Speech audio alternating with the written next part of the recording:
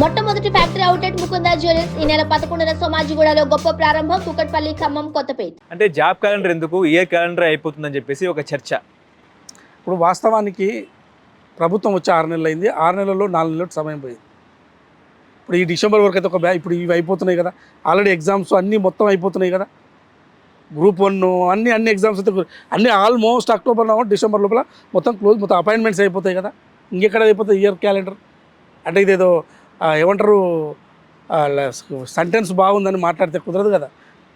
ఎత్తిప్రాసాలు కలిసినాయని ఏదో జాబ్కు year calendar ఎత్తిప్రాసాలు కలిసినాయని మాట్లాడితే correct కాదు. ఓకే, వేసిన ఉద్యోగాలు డిసెంబర్లోనే అయిపోతున్నాయి. డిఎస్సి అయినా, గ్రూప్ 1 అయినా, గ్రూప్ 2 అయినా, గ్రూప్ 3 అయినా అయిపోతున్నాయి కదా.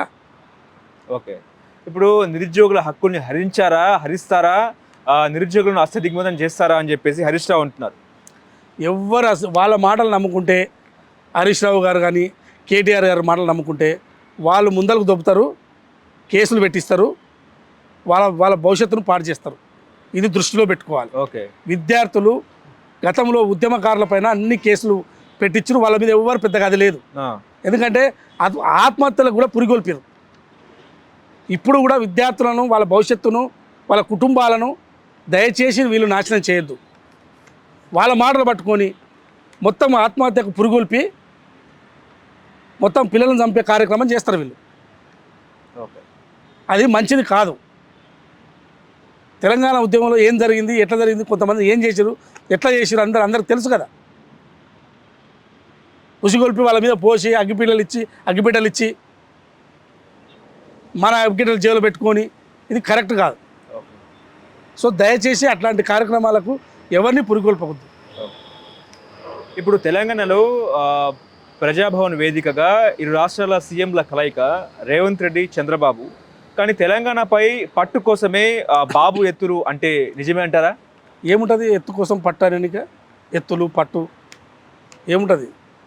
ఆయన ఆంధ్రప్రదేశ్ ముఖ్యమంత్రి, తెలంగాణ ముఖ్యమంత్రి రేవంత్ రెడ్డి గారు. ఓకే, 2 రాష్ట్రాల మధ్యలో విభజన అంశాలు ఉంటే భేటీ అవుతారు, మాట్లాడుకుంటారు. ఏ అంశాల్లో మనకు పరిష్కారం చేసుకోవాల్సింది అనేది చర్చ జరుగుతుంది.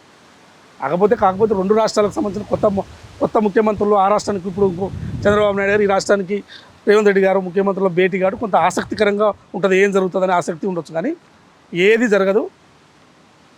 ఇరు రాష్ట్రాలకు సంబంధించిన అంశాలు ఏమైనా పెండింగ్లు ఉంటే దానికి సులభంగా పరిష్కారం చేసుకుంటాం.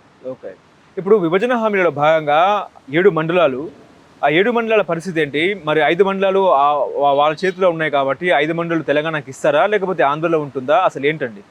అసలు ఈ నిర్వాహకం చేసింది ఎవరు ఈ నిర్వాహకం చేసింది? గతంలో మొదటిసారి ప్రభుత్వాలు ఏర్పడింది ఏంది? బీజేపీ ప్రభుత్వం మీద, కేంద్ర ప్రభుత్వమే కదా. ఇక్కడ ఏర్పడింది ఎవరు? కేసీఆర్ గారే కదా. సో వీళ్ళిద్దరు నిర్వాహకం వల్ల ఆ మండలాలు ఆ రోజు ఏపీలో కలిపారు. దీనికి బాధ్యత ఎవరు వహించాలి? ఇప్పుడున్న కేంద్ర ప్రభుత్వము, గత ప్రభుత్వము, రాష్ట్రంలో ఉన్న గత ముఖ్యమంత్రి కేసీఆర్ గారు, వాళ్ళు తప్పు చేశారు. ఇప్పుడు ఆల్రెడీ అన్న కలిసిన తర్వాత దీన్ని ఏం చేయాలి? మళ్ళీ పరిష్కారం చేయాలంటే ఇప్పుడు ఈ 2 రాష్ట్రాలు బట్టి నా మండలాలు నాకు, నీ మండలాలు నీకు కూర్చుంటే కుదరదు కదా. మరి ఏమైనా ఇయ్యదలుచుకుంటే, మన మండలాలు మనకు రావాలనుకుంటే ఇవాళ రాష్ట్రంలో గెలిచిన ఎంపీలు అందరూ పోయి నరేంద్ర మోడీ గారి దగ్గర కూర్చొని మరి ఆ మండలాలు ఏమని కోరాలి. ఓకే, దానికి రాష్ట్ర ప్రభుత్వం పూర్తి స్థాయిలో సపోర్ట్కి వస్తుంది.